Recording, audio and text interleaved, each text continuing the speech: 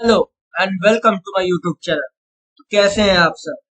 तो देखिए, जैसा कि मैंने कहा था कि मुझे जो है बोर्ड्स के पेपर जो है चेक करने जाने हैं, and on the basis of that marking scheme भी जो है आ चुकी है।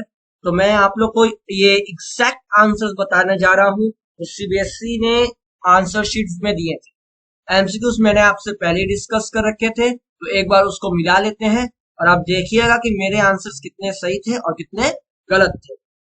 इसके अलावा हम इस बार इस पूरे सेट को, ये सेट नंबर 1 है, ठीक है, एक आध दो क्वेश्चन जो है आपके अलग है, बाकी सारे क्वेश्चन सेम। तो हम लोग जो है उसको एक बार रीड आउट करेंगे और फिर मैच करेंगे।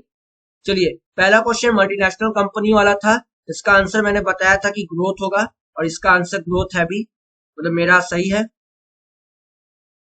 फिर इनकरेक्ट पूछा था, तो सेट 2 या 3 मैंने बताया था, तो उसमें ये क्वेश्चन नहीं था, बट इसका आंसर सी होगा, ठीक है।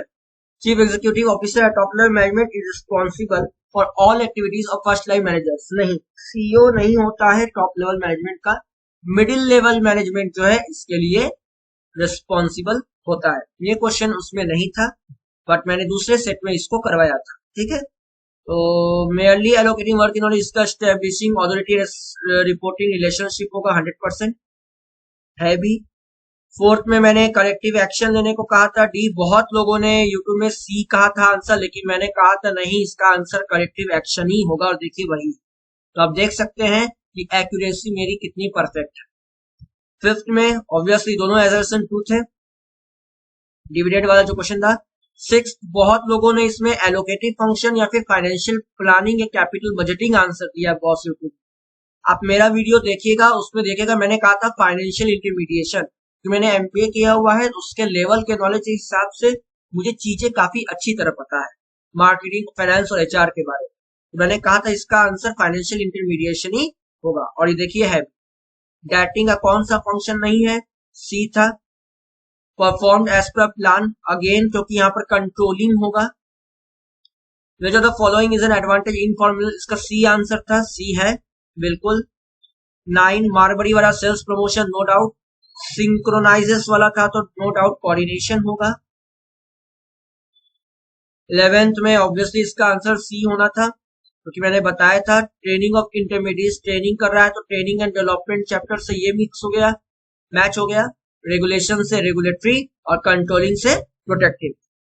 लाइका लिमिटेड वाला right to be informed, business is not dynamic, again मैंने कहा था ट्रिकी क्वेश्चन, 99.99% बच्चों ने जो इसको गलत किया होगा, ये देखे कि ये कंट्री टू कंट्री डिफर तो करता है, but it's not dynamic, it's a relativity concept.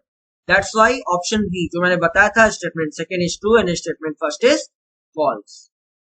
Tax administration, ये भी मैंने बताया था कि फॉर्मल सिस्टम से जो है अमाउंट को चैनलाइज करना, ये गलत था। Led to tax administration channelizing savings away from the formal financial system. Formal financial system से जो है पैसा जाता नहीं है, उल्टे आता है, तो ये गलत था, ये एक्चुअली डिमोनेटाइजेशन का पार्ट ही नहीं था। उसके बाद समायरा वाला obviously no doubt technological environment था। पायल वाला था, तो इसमें भी जो है कंप्लेनर डिस्ट्रिक्ट फोरम होना चाहिए था, ये भी सही था। डीमेटलाइजेशन इसका सही आंसर था। Threats and early warning signal मैंने बताया था, ये भी सही है। देन 19 था, ये दोनों स्टेटमेंट सही थे, ये सेकेंडरी पैकेजिंग था, नो डाउट। अब बढ़ते हैं उन क्वेश्चंस की और थ्योरेटिकल जो आप लोग को डाउट थे। जब ये देखिए, आप जैसे ये देखिए, three friends Aman, Ashish and Ashi after completing their MBA from a reputed management institute formed a startup named Solution. Solution ने कहा एक स्टार्टअप स्टार्ट किया. The goal of the startup was to make a social and environmental impact to its services. Solution supports as all three friends are sorry. Solution supports social business. एक मिनट, social business to improve living condition in slums Mumbai. Mumbai में जो slums रहते हैं, जो बाहर गलियारे में या फिर कूड़े कचरे में रहते हैं, उनके लिविंग कंडीशंस को इम्प्रूव करने के लिए स्टार्टअप किया गया था। तो सारे जो थे सोशल वर्क में स्पेशलाइज थे, तो उन्होंने अलग अलग स्लम्स में, मुंबई के अलग अलग स्लम्स में अपना काम स्टार्ट किया, एजुकेट किया उनको क्रिएटिव मैनर में, उन्होंने प्लेवे मेथड यूज किया, म्यूजिक के थ्रू उनको समझाया, चीजों को एक्टिविटीज कराई और अंत में जिन्होंने अपने अपने नॉलेज और यूनिक मैनर से जो है उनको एजुकेट किया। तो यहाँ पर देखिए मैंने कहा था ये लीक भी दिया है definition, implies that skillful and personal application of acquired knowledge, identify and state, दो वर्ड दिया था, identify and state the nature of management discussed in the above case, तो इसका होगा मैनेजमेंट इज एन आर्ट और उसको एक्सप्लेन करना था, कोट करना था लाइन। तो देखिए marking scheme half plus half, यानी आपका हेडिंग अगर लिखा है तो हाफ नंबर, उसको एक्सप्लेन किया है तो आधा नंबर। स्किलफुल एंड पर्सनल एप्लीकेशन ये आपने लिखा होगा। लाइन्स कोट करने को बोला था कि मैनेजमेंट कैसे आर्ट है, तो पहला पर्सनलाइज एप्लीकेशन, इन दोनों में से अगर आपने कोई भी लाइन कोट किया होगा तो आपको नंबर मिलेंगे। फिर है based on practice and creativity, अगर आपने ये लिखा है तो इसमें भी आपके मार्क्स मिलेंगे, ठीक। Next financing decision fixed over operating cost, अगर फिक्स ऑपरेटिंग कॉस्ट है तो क्या होगा, अगर बिजनेस का ऑब्वियस ही बात है ऑपरेटिंग कॉस्ट यानी रोज का जो खर्च है वो ज्यादा चलाना ज्यादा लग रहा है तो वो अपने फाइनेंसिंग कॉस्ट को जो है कम करना पड़ेगा, जो फिक्स्ड ऑपरेटिंग कॉस्ट है उसको करना पड़ेगा। इससे क्या होगा, hence lower debt financing is better. अब उसको कॉस्ट अगर डेली बेसिस पे बचाना है तो बेहतर ये होगा कि वो डिवेंचर में डिवेंचर में इन्वेस्ट कम करे, शेयर्स में इन्वेस्ट जो है ज्यादा करे। लोअर डेप्ट फाइनेंसिंग इज बेटर, क्योंकि अगर वो डिवेंचर यूज करेगा तो उसे इंटरेस्ट देना पड़ेगा, और इंटरेस्ट अगर वो देगा तो वो कहां से देगा, प्रॉफिट में से देगा। उसका खर्च इतना ज्यादा बढ़ रहा है कि उसका प्रॉफिट बहुत कम होगा, ऊपर से उसको डिवेंचर पे इंटरेस्ट भी देना है, तो बचेगा तो उसके पास कुछ नहीं। तो इसीलिए जो है डेप्ट फाइनेंसिंग लोअर करना पड़ेगा, यानी कम से कम रखना पड़ेगा। Similarly if fixed operating cost is less, more of डेप्ट फाइनेंसिंग वी प्रेफर। अगर ऑपरेटिंग कॉस्ट जो फिक्स्ड ऑपरेटिंग कॉस्ट है वो कम है, ठीक है, पहले 5,000 देना पड़ता था लेकिन फिक्स है, अब 1,000 दे रहा है, तो मेरे पास पैसे बचेंगे, पैसे बचेंगे तो हम डिवेंचर इशू कर सकते हैं, हम आराम से अपने प्रॉफिट में से इंटरेस्ट ले सकते हैं। Cash flow position of the company, हमारे कंपनी से कितना कैश आया है और कितना गया है, सिंपल सी बात है, अगर हमारी कैश फ्लो पोजीशन बहुत स्ट्रांग है, हमारे पास इनफ्लो ज्यादा हो रहा है, आउटफ्लो कम हो रहा है, पैसा आ ज्यादा रहा है और जा कम रहा है, तो हम क्या करेंगे, अगर ज्यादा है पैसा डिवेंचर में इन्वेस्ट करेंगे, और अगर कम है पैसा तो रिस्क ज्यादा नहीं उठाएंगे, शेयर्स में जो हम इन्वेस्ट करेंगे, वही चीज लिखा हुआ है। 3 पॉइंट बनाते हैं प्राइमरी और सेकेंडरी मार्केट के बीच। प्राइमरी मार्केट जहां पर न्यू सिक्योरिटी से डील किया जाता है, सेकेंडरी मार्केट में एग्जिस्टिंग सिक्योरिटीज से डील किया जाता है, ठीक है। इसमें जो है डायरेक्टली जो है इन्वेस्टर्स को बेचती है इंटरमीडिएरी ऑप्शन के थ्रू, और इसमें जो है इन्वेस्टर्स और इंसॉल्वेंट ऑफ द कंपनी, जो इंसॉल्वेंट जो दिवालिया हो जाते हैं, investors without involvement of company, इसमें इन्वेस्टर्स के बीच आपसी इन्वेस्टर जो इन्वेस्टर्स होते हैं उन्हीं में जो है एक दूसरे को बेचा जाता है, इसमें कंपनी का कोई इन्वॉल्वमेंट नहीं होता है। ये कैपिटल फॉर्मेशन को डायरेक्टली प्रमोट करता है, क्योंकि ये डायरेक्टली जो पैसा जो होता है वो सेवर और इन्वेस्टर्स के बीच ही मूव करता है, और ये it promotes capital formation indirect. इस सेकेंडरी मार्केट है, ये डायरेक्ट वे में इंपैक्ट नहीं डालता है, इनडायरेक्ट वे में इंपैक्ट डालता है। प्राइमरी में सिर्फ बाइंग ही होता है, सेलिंग नहीं होता है, लेकिन सेकेंडरी में बाइंग और सेलिंग दोनों होता है। इसमें जो है prices management of the company decide करती है, कहते हैं ना आईपीओ आया है किसी कंपनी का, इनिशियल पब्लिक ऑफरिंग, तो पहला प्राइस कंपनी डिसाइड करती है, लेकिन उसके बाद जब फर्स्ट टाइम इशू करने के बाद जब बाद में दूसरी बार तीसरी बार इशू करना पड़ता है तो market forces of demand and supply से वो डिसाइड होता है।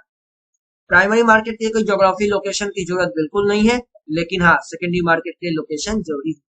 3 ही पॉइंट लिखना था, अगर आपने कोई भी 3 पॉइंट लिखा है, अगर आपने बेसिस नहीं भी लिखा है तो भी आपको नंबर मिलेंगे। 23 था, इसमें जो है सोसाइटी जो है products types of skill, job के लिए जो है स्किल नेसेसरी है, तो rapid changes to keep up pace with the rapid changes in the business environment. Business environment में हो रहे बदलाव के साथ हमें चलना पड़ेगा, हमें उनके साथ ढलना पड़ेगा। उसके लिए सुजॉन कार्स ने कंपनी मैन्युफैक्चरिंग थे, उन्होंने ऑटोमोबाइल्स पिछले 30 साल से मैन्युफैक्चरिंग करे थी, किसी की इलेक्ट्रिक कार्स की, जिसमें एआई टेक्नोलॉजी लगी थी। With the introduction of artificial AI के यूज करने से कंपनी जो है नॉलेज स्किल्स एम्प्लॉयज में इस्तेमाल हुआ, वो चाहते थे कि एम्प्लॉय जो है अपना परफॉर्मेंस इंप्रूव करे करंट जॉब में और फ्यूचर में भी उनको जॉब अपॉर्चुनिटी मिलती रहे। इस तरह से वो अपने नॉलेज को इंक्रीज करेंगे, अपने स्किल्स को इंक्रीज करेंगे और तो और वो अपने पर्सनल स्किल्स को भी बहुत अच्छा करेंगे। कॉन्सेप्ट क्या है? कोई कॉन्सेप्ट नहीं है, ट्रेनिंग का कॉन्सेप्ट है, सिंपल है। ट्रेनिंग देंगे तभी तो लोग सीखेंगे। 5 बेनिफिट लिखना है, हाफ मार्क्स इसमें मिलेंगे। 5 बेनिफिट अगर आपने पॉइंटर्स देके लिखे हैं तो भी ठीक है, नहीं देके लिखे हैं तो भी आपको 2.5 नंबर और आधा नंबर मिला के 3 नंबर आपको मिल जाएंगे। ट्रेनिंग के बेनिफिट्स लिखा हुआ है। सिस्टमैटिक लर्निंग, जितना लर्न करेंगे उतना हमारा जो है एरर्स कम होंगे, मिस्टेक्स कम होंगे, एम्प्लॉय की प्रोडक्टिविटी बढ़ेगी। Equip the teacher manager who can take over in case of emergency. Manager कभी कभी रहता है लेकिन कभी इमरजेंसी पड़ती है तो वो मैनेजर के रोल को निभाया जाता है। और मैनेजर वही होगा जो एक्सपीरियंस होगा, काम करते करते ट्रेनिंग करते करते एक्सपीरियंस हो जाता है और फिर वो मैनेजर के एब्सेंस में वो काम कर सकता है, वो फ्यूचर मैनेजर बन सकता है। एम्प्लॉय का मोराल बढ़ता है, जो इन्वायरमेंट चेंज हो रहा है उसके हिसाब से जो है लोग चेंज होते हैं, रिस्पॉन्स देते हैं, रिस्पॉन्सिव हो जाते हैं। ठीक है, फिर planning and controlling and inseparable, मैंने बार बार बताया था ये क्वेश्चन बहुत इंपॉर्टेंट है, आ सकता है और देखिए आया भी है। दोनों को कहते हैं ना जुड़वा बहने कहते हैं, प्लानिंग और कंट्रोलिंग। तो कैसे है? Planning without controlling is meaningless and controlling is blind without planning. दोनों एक दूसरे से जुड़े हुए हैं। इसमें ये एक्सप्लेनेशन लिखा हुआ है, आप पढ़ लीजिएगा, या तो ये पॉइंट लिखते, कोई 3 पॉइंट लिखना था। Planning is prerequisite for controlling, while controlling is to compel events to conform to plans. Planning जो है एक प्री रिक्विजिट का मतलब होता है कि पहले से सोचा समझा जाता है कि किस तरह से ऐसे होगा तो वैसे कंट्रोल करेंगे, वैसे होगा तो ऐसे करेंगे। लिंक कंट्रोलिंग क्या होता है? कंपेल, फोर्स करता है। कंपेल मतलब फोर्स करता है event to confirm to plan. जैसा मैंने प्लान बनाया है स्ट्रिक्टली उसके अकॉर्डिंग ही जो है फॉलो किया जाए। प्लानिंग प्रेस्क्रिप्टिव होता है, क्या होता है? ब्लूप्रिंट होता है, कागज में लिखा हुआ रहता है। लिंक कंट्रोलिंग जो है इवेल्युएटिव होता है, इवेल्युएट किया जाता है। जैसे आपने लिखा है कोई आंसर, वो आपका प्रेस्क्रिप्टिव फॉर्म है और हम लोग उसको चेक कर रहे हैं, वो क्या है? Evaluate. Planning is forward looking और कंट्रोलिंग इज लुकिंग बैक। तो प्लानिंग जो है फॉरवर्ड लुकिंग होता है, कंट्रोलिंग पीछे मुड़ के देखते हैं कि गलतियां क्या क्या की हैं उसको सुधारते हैं। कंट्रोलिंग इज फॉरवर्ड लुकिंग और प्लानिंग इज लुकिंग बैक। दोनों होता है, एक्चुअली क्या है कि दोनों चीजें सही है। Planning and controlling is both forward looking and backward, दोनों बातें सही। दूसरा था क्रिटिकल पॉइंट या एमबीई, मैनेजमेंट बाय एक्सेप्शन को वो कीजिए, डिफाइन कीजिए। क्रिटिकल पॉइंट कंट्रोल होता है केआरएस की रिस्पॉन्सिबिलिटी एरियाज। इंपॉर्टेंट जो जरूरत की चीजें हैं, जो इंपॉर्टेंट पॉइंट्स है या जो इंपॉर्टेंट एरियाज है ऑर्गेनाइजेशन के, उस पर पहले काम करना चाहिए और बाकी चीजों को जो है बाद में देखना चाहिए। मैनेजमेंट बाय एक्सेप्शन, इसको कंट्रोल बाय एक्सेप्शन भी कहते हैं। ये इस आइडियोलॉजी पे बनाया गया है या इस बिलीफ पे बनाया गया है कि अगर हम सब कुछ कंट्रोल करना चाहें एक साथ एक ही समय पे तो वो नहीं हो पाएगा। उससे बेहतर क्या है कि हम जो है किसी एक चीज को बेहतर ढंग से कंट्रोल करें। बेहतर ढंग से अगर एक चीज कंट्रोल करेंगे तो सही रहेगा, नहीं तो क्या होगा? सारी चीजों को मैनेज करने के चक्कर में हम कुछ भी जो है मैनेज नहीं कर पाए, हम कुछ भी कंट्रोल नहीं कर पाए। ठीक है, अगर हम एक ही टाइम में सब कुछ कंट्रोल करना चाहेंगे तो हम लोग नहीं कर पाएंगे। इसीलिए बेहतर क्या है कि एक चीज एक टाइम पे एक ही चीज कीजिए। ठीक है, एक लिमिट तक कीजिए जितना परमिसिबल। फंक्शंस और मैनेजमेंट, डायरेक्टिंग का फंक्शंस बताना था। Directing initiate action, take action होता है। डायरेक्शन हम किसी को देते हैं, तो जब एक्शन देना मतलब क्या होता है? जब तक हम किसी को काम बोलेंगे नहीं, सुनो तुमको ये होमवर्क करना है, जब तक हम उस बच्चे को बोलेंगे नहीं कि होमवर्क करना है, तब तक वो काम स्टार्ट नहीं करेगा, वो एक्शन में अपने वर्क को नहीं लाएगा। तो इसीलिए कहा गया directly initiates action, initiate to start. Takes place at every level में, चाहे टॉप हो, मिडिल हो, लोअर हो, सब में होता है। कॉन्टिन्यूअस प्रोसेस है, होते रहता है। Flows from top to bottom, top level management से लोअर लेवल मैनेजमेंट तक जाता है। सिमेंटिक बैरियर को एक्सप्लेन करना था, टेक्निकल जार्गन और बॉडी लैंग्वेज है, gesture coding. Technical jargon hi fi word अगर यूज करता है, डॉक्टर कोई वर्ड यूज कर दे, इंजीनियर अगर कोई ऐसा टेक्निकल वर्ड यूज कर दे, साइंटिस्ट अगर कोई ऐसा वर्ड यूज कर दे, सीए चार्टर्ड अकाउंटेंट अगर कोई ऐसा वर्ड यूज कर दे जो नॉर्मल या लेमैन पर्सन समझ ना पाए, दिक्कत हो सकती है। यही बता रहा है। बॉडी लैंग्वेज या गेस्चर कोडिंग, अगर हमें हाँ में आंसर देना है तो अगर हम up and down head nod करते हैं तो उसका मतलब हाँ होता है, लेकिन अगर हम राइट लेफ्ट मूवमेंट करते हैं तो उसका आंसर ना हो। अगर हम राइट लेफ्ट नॉट कर रहे हैं और कह रहे हैं कि मेरा रिस्पॉन्स यस में, तो वो तो गलत हो गया, क्योंकि राइट टू लेफ्ट का मतलब होता है, अगर राइट से लेफ्ट मुंडी हिलाते हैं तो उसका मतलब होता है no. Selection process, selection test, तरह तरह के टेस्ट इसमें होते हैं, आप लिख सकते थे। रिटन टेस्ट होता है, उसके बाद मेडिकल एग्जामिनेशन होता है, तरह तरह के टेस्ट होते हैं, इंटेलिजेंस टेस्ट होता है, ठीक, क्वांटिटेटिव एप्टीट्यूड टेस्ट होता है, सिंपल और एप्टीट्यूड टेस्ट भी होता है। उसके अलावा एम्प्लॉयमेंट इंटरव्यू को एक्सप्लेन करना था, जिसमें फेस टू फेस कांटेक्ट होता है, उसमें जो है लोगों के एजुकेशनल डिटेल्स, पर्सनल डिटेल्स, सारे इंफॉर्मेशन जो है लिए जाते हैं, सिंपल था। 4 पॉइंट्स है importance of staffing, staffing function का इंपॉर्टेंस बताना है, सही व्यक्ति को चुनना, कॉम्पिटेंट पर्सन को चुनना, हायर परफॉर्मेंस हो इसीलिए सही व्यक्ति को सही जगह रखना, लगातार सरवाइव करे, ग्रोथ करे, एक्सपेंड करे, प्रॉफिट कमाए, रिसोर्सेज को प्रॉपर्ली यूटिलाइज करे, जॉब सेटिस्फेक्शन प्रोवाइड करे, यही सब चीजें। अब शांता इंटरप्राइजेस का क्वेश्चन है, उन्होंने जो है सोलर पैनल बनाया था लास्ट 15 साल से, उनके एक्सपर्टाइज से जो है उन्होंने बहुत बेहतर क्वालिटी का सोलर पैनल बहुत कम कॉस्ट में बनाया। इसके चलते सारा शांता इंटरप्राइज जो है was flooded with orders, flooded मतलब बाढ़ आ जाना, बहुत सारे ऑर्डर्स उनके पास आने लगे, and was able to generate a good profit margin, और वो लोग जो है क्या करने लगे, प्रॉफिट मार्जिन को जो है उनका बढ़ने लगा।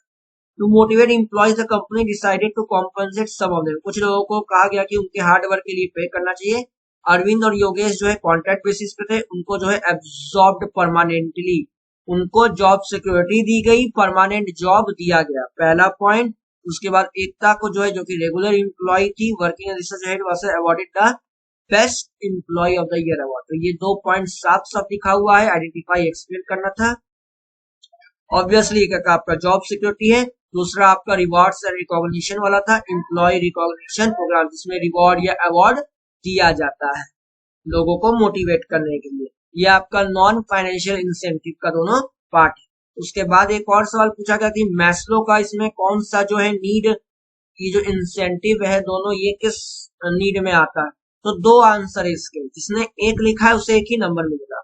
एक आता है आपका सेफ्टी या सिक्योरिटी नीड, जॉब सिक्योरिटी वगैरह ये सब। दूसरा आता है आपका एस्टीम नीड, जहां पर आप ये चाहते हैं कि 10 लोगों के सामने जो है आपकी बड़ाई हो, आपकी इज्जत बढ़े, आपका नाम हो, आपका नेम एंड फेम हो, आप फेमस हो, आपका ओहदा बढ़े, आपका रुतबा बढ़े। 28 working capital requirement of A company, level of competition और इन्फ्लेशन के टर्म्स के बेसिस पे वर्किंग कैपिटल रिक्वायरमेंट की क्या इम्पैक्ट पड़ेगा। वर्किंग कैपिटल क्या होता है, जो डेली बेसिस पे हमें जो है पैसा चाहिए रहता है रन करने के लिए, डेली एक्सपेंस चलाने के लिए, उसी को कहते हैं working capital. Level competition, simple बात है, अगर ज्यादा कंपटीशन है तो हमें ज्यादा से ज्यादा मेहनत करना पड़ेगा, मतलब हमें ऑर्डर्स ज्यादा मिलेंगे, ऑर्डर ज्यादा मिलेंगे तो हमें क्या करना पड़ेगा, वर्किंग कैपिटल ज्यादा चाहिए, वर्किंग कैपिटल हमें ज्यादा चाहिए।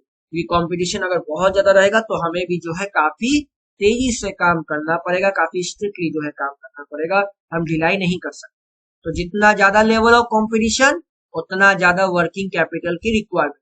इन्फ्लेशन, सीधी सी बात है, प्राइस अगर राइज कर रहा है तो हमें अपने इन्वेंट्री मेंटेन करने के लिए क्या चाहिए, ज्यादा पैसा चाहिए, प्रोडक्शन बनाना पड़ेगा, सेल्स बनाना पड़ेगा, और इस वजह से क्या है, हमें जो है मैनेज डेली बेसिस पे ज्यादा करना पड़ेगा, और इसीलिए जो है हमारा क्या है, ये भी ज्यादा लगेगा। ये मोर और लेस लिखना था।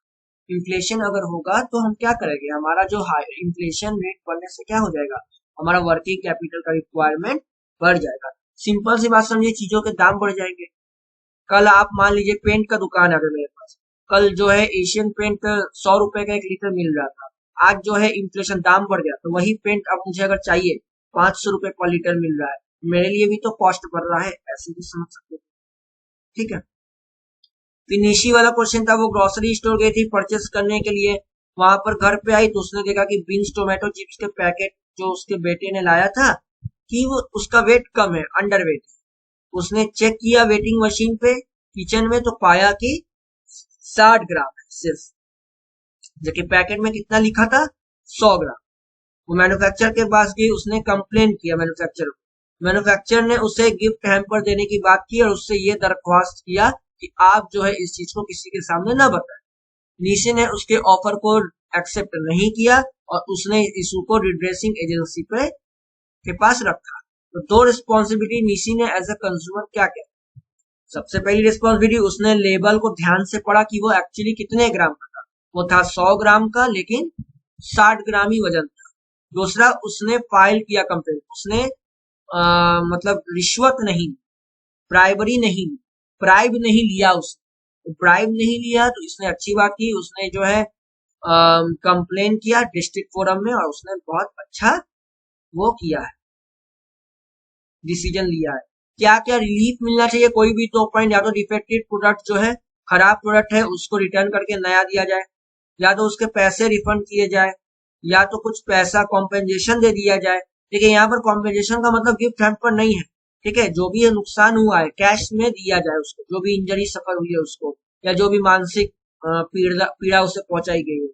टू पे प्यूनिटिव डैमेजेस या फिर पैसे, अगर कोई इस तरह का डैमेज हुआ है, मतलब जिससे कि हानि पहुंची है किसी के हेल्थ को या फिर किसी चीज को, तो वो भी डैमेज देना चाहिए। तो discontinue the unfair restrictive trade practices act not to repeat in future. ऐसी चीजों के खिलाफ आवाज उठाए जो कि फ्यूचर में नुकसान दे सकता है और फ्यूचर में दोबारा ये गलती ना हो, इस चीज का ध्यान रखना है। To pay adequate cost to appropriate party, जो भी ग्रीविंग पार्टी है जिसके साथ भी अन्याय हुआ है उसको कॉस्ट उसका हर्जाना दिया। केसन जो है एक रेपुटेड कंपनी थी, वो ऑटोमोटिव पार्ट इलेक्ट्रिक व्हीकल्स के बना रही थी। जब इलेक्ट्रिक व्हीकल बढ़ा तो उसके कैपिटल की जरूरत ज्यादा पड़ी, डिमांड बढ़ गया। अतुल जो कि फाइनेंस मैनेजर था उस कंपनी का, उसने जो है फंड रेज किया। कैसे? पब्लिक इशू ऑफ शेयर से। As the stock market was bullish. Bullish का मतलब दो मार्केट होता है, बुलिश एंड बेरिश। बुलिश का मतलब मार्केट तूफान पे था, बहुत तेजी से बढ़ रहा था। तो सीईओ ने जो ने क्या किया, management holding a company but also required. CEO ने fully understood the process of raising fund. अगर जो फंड रेज करने का जो प्रोसेस है, वो ना कि management holding in the company, जो शेयर है मैनेजमेंट का उस कंपनी में, ना ही उसको गिराएगा, बट कुछ खर्च भी एक्स्ट्रा करना पड़ेगा। तो even then he agree with the finance, उसके बावजूद भी वो फाइनेंस मैनेजर्स के साथ उसके हाँ में हाँ मिलाया, उसके साथ एग्री किया। and the public issue of share was made compliant with the guidelines of SEBI, और सेबी के थ्रू जो है शेयर्स को इशू किया गया। आपको 4 फैक्टर बताने हैं जिससे कि कैपिटल स्ट्रक्चर डिस्कस किया जाता है। इतना सारा पॉइंट वो पढ़ना नहीं था, आपको बहुत सारे पॉइंट इसमें दिख रहे थे, डायरेक्ट आप 4 पॉइंट लिख सकते थे। The factors which affected the capital structure are, पहला स्टॉक मार्केट कंडीशन, अगर स्टॉक मार्केट बुलिश है, उफान पे है, तो इक्विटी शेयर्स का इशू करना ज्यादा है, क्योंकि इक्विटी शेयर्स में प्रॉफिट ज्यादा होता है, लोगों के पास ऑप्शन ज्यादा रहते हैं प्रॉफिट कमाने का, क्योंकि वो आसानी से जो है बेचे भी जाएंगे और हाई प्राइसेस बेचे जाएंगे, और अगर हाई प्राइसेस बेचे जाएंगे तो मुनाफा भी अच्छा खासा होगा। लेकिन अगर बियरिश कंडीशन है तो डेब्ट अच्छा ऑप्शन है, क्योंकि उस केस में क्या होगा, आपको डिविडेंड देना, डिवेंचर के केस में आपको इंटरेस्ट देना पड़ेगा। और डिवेंचर क्या होता है, काफी सस्ता होता है, चीप होता है। कंट्रोल, अगर आप इक्विटी शेयर ज्यादा इस्तेमाल करते हैं तो आपका जो कंट्रोल है मैनेजमेंट पे वो कम हो जाएगा। वही डिवेंचर में इन्वेस्ट करेंगे तो आपका कंट्रोल बढ़ेगा।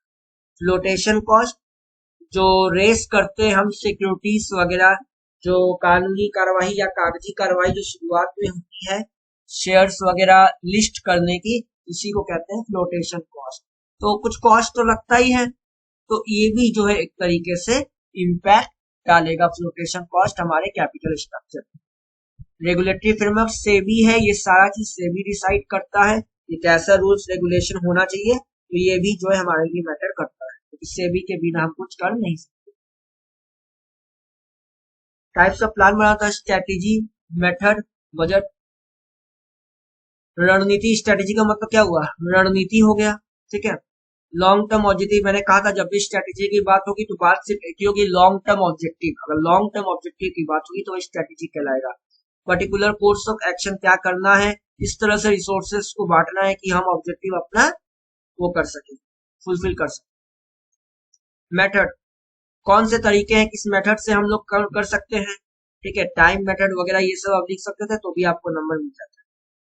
Budget, no doubt, planned expenditure या planned revenue and planned expenditure, इसी का कॉम्बिनेशन होता है। बजट स्टेटमेंट होता है, फैक्ट्स एंड फिगर्स होते हैं। फिर ये भी लिमिटेशंस बताना था। प्लानिंग में not work in dynamic environment, planning leads to rigidity, planning is time consuming, planning करने में टाइम खर्च होता है। प्लानिंग बहुत जो है रिजिडिटी है, स्ट्रिक्ट होता है और डायनेमिक इन्वायरमेंट में वर्क नहीं करता, क्योंकि जैसे जैसे इन्वायरमेंट में चेंज आएगा हमें अपना प्लान बदलना पड़ेगा। ठीक है,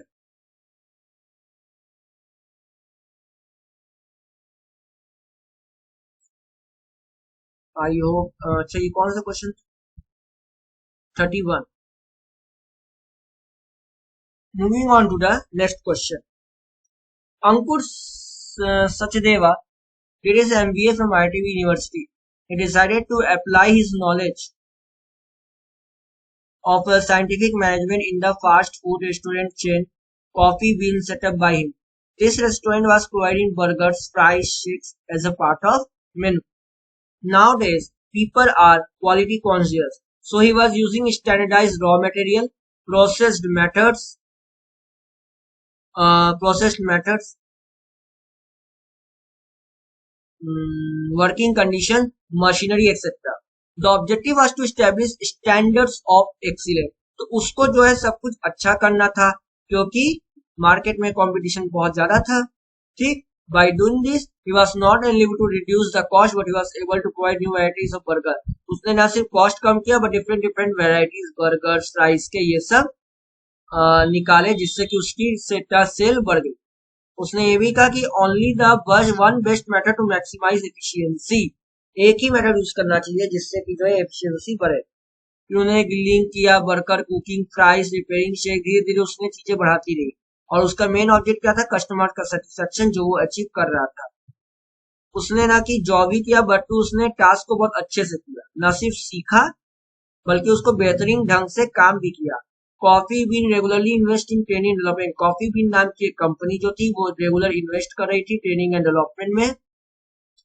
उनका मानना था कि efficient employees will produce more and more and earn more, वो और ज्यादा ज्यादा प्रोड्यूस करेंगे और उतना ज्यादा अर्न करेंगे। इससे क्या होगा? यहाँ पर लिख दिया, this is the greatest efficiency and prosperity for both company and workers, यहाँ पर साफ लिख दिया है। कह रहा है एक साइंटिफिक प्रिंसिपल का यूज किया गया है और एक टेक्निक्स का यूज किया गया है। तो ये एक प्रिंसिपल बताया और दो टेक्निक बताया। तो प्रिंसिपल तो लास्ट लाइन से ही पता चल गया था।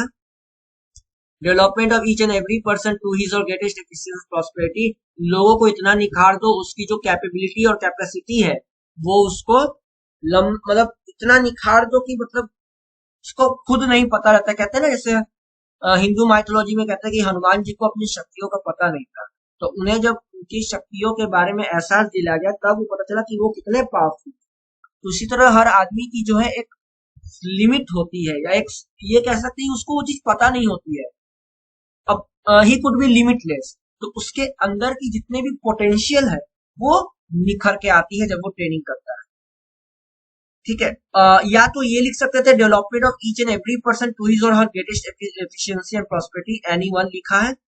या फिर आप दूसरा ये लिख सकते थे, science not rule of third. ठीक है, जिसमें एक बेस्ट मेथड जो है, there was only one best method to maximise efficiency, ये मैंने अंडरलाइन भी किया हुआ है। यहाँ पर देखिए, वन बेस्ट मेथड,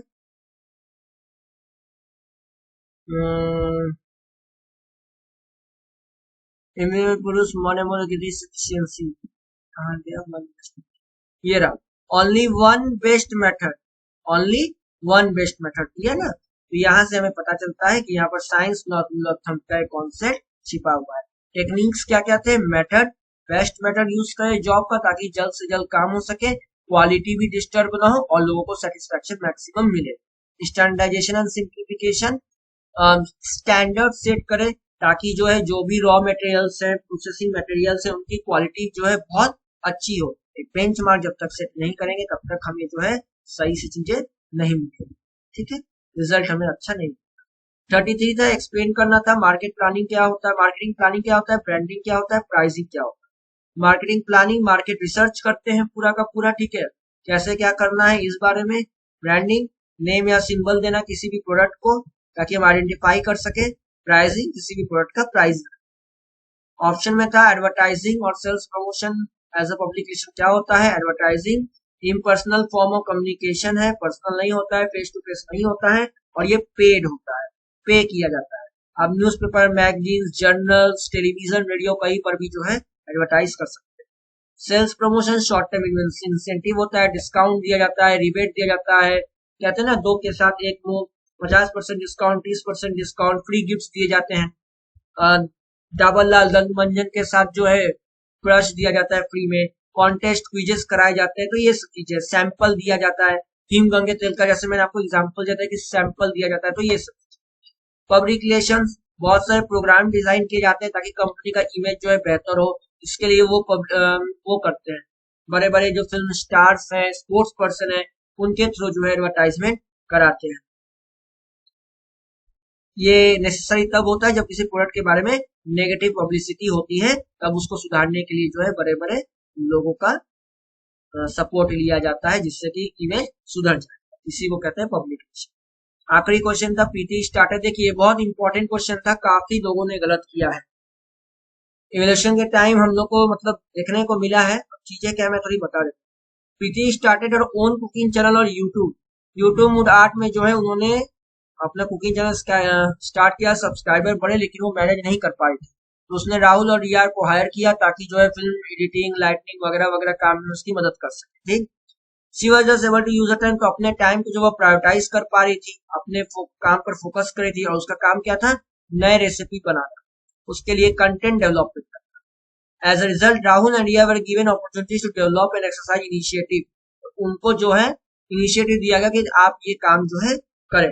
अब प्रीति जो है आराम से अपना काम कर रही थी और उसका सब्सक्राइबर बेस जो है 8 मिलियन से भी ज्यादा हो गया था, 1 मिलियन हो गया था सिर्फ 6 महीने में। तो ऐसा क्यों हुआ है? आंसर था डिसेंट्रलाइजेशन। आप लोगों ने लिखा है जो कि गलत है, डेलीगेशन आंसर होगा।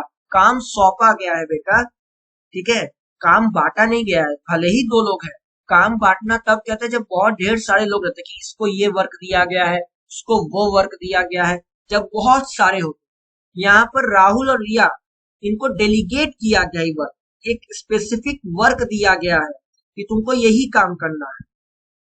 ठीक है, क्या काम दिया गया था? Filming, editing, lightning and content research. Specifically ये वर्क डेलीगेट किया गया है। ठीक है, रिस्पॉन्सिबिलिटी दी गई है, इंपॉर्टेंस बताना था, एक्सप्लेन करना था, चाहे effective management, employee development, motivational employees, facilitation of growth, basis of management hierarchy, better quality. तो आपको जो है सिर्फ इसको एक्सप्लेन करना था, इन पॉइंट्स को लिखते। अगर आपने पॉइंटर्स लिखे तो आपको कंफर्म पॉइंटर्स के मार्क्स मिलेंगे। अगर आपने सिंगल हैंडेड लिखा है तो आपको फिर भी मार्क्स मिलेंगे, बट अगर आपने वो आंसर लिखा है उसमें तो आपको नंबर मिलेंगे।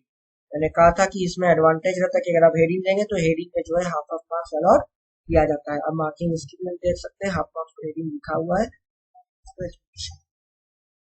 तो ये था बीएसटी का पूरा इवेल्युएशन। आपने देखा कि मेरे जितने भी एमसीक्यूज थे 100% सही थे। ठीक है, तो इसीलिए मैं कहता हूँ कि राइट गाइडेंस हमेशा होनी चाहिए। ठीक है, अभी देखिए एक और वीडियो में ला रहा हूँ, मैंने कॉमर्स के इंपॉर्टेंस के बारे में बताया था।